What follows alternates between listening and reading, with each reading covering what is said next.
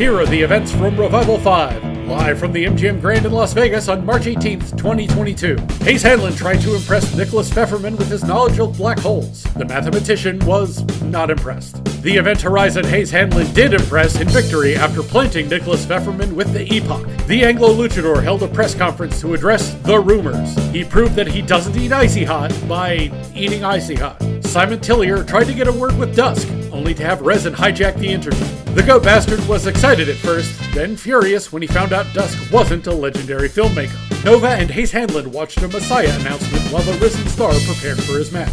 Muriel Puddings got rough with Garbage Bag Johnny over some money owed. The viewing public booked appointments with their therapists.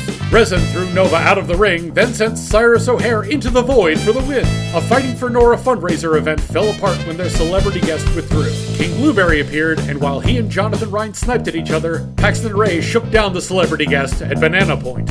The Egg Bandits set a honeypot trap for El Hijo del Super Cool Guy, but King Blueberry saved his tag team partner from certain temptation. The Hulls set up a watch party and meet and greet among the 5-star title contenders. Cecilia Ryan showed up and quickly left. Impulse stressed himself out over facing Brandon Youngblood, only for Callie to turn the tables by pointing out that Youngblood was likely doing the same. Bobby Dean landed butt first on El Hijo del Super Cool Guy with such force that it decapitated the mannequin, handing the win to the Bandits.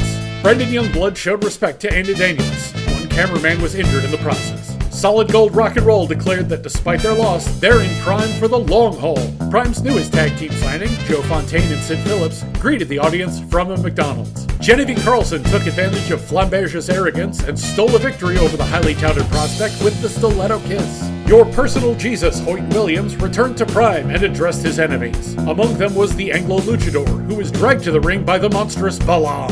Hoyt gave him an ultimatum for culture shock: destruction by the Mask of Malice, or disappear forever. Bobby Dean tried to relive the glory days with Mikey Unlikely, only to be shouted down by both of the Hollywood bros. Lindsay Troy hired Kendra Collier to be Prime's newest intern. Cancer Giles stole yet another Almacy victory, this time thanks to the other Egg Bandits and a loaded boot. Melvin Beauregard announced the participants for the Intense title match at the next pay-per-view event. It'll be whoever wins the vote from guests at the MGM Grand over the next 3 months. Another promotional video for the Glue Factory, this time featuring a crying child. In the main event, in a huge shock, Impulse folded Brandon Youngblood with a German suplex for a 3 count. But in an even bigger shock, Youngblood's shoulders weren't on the mat, and Impulse's were.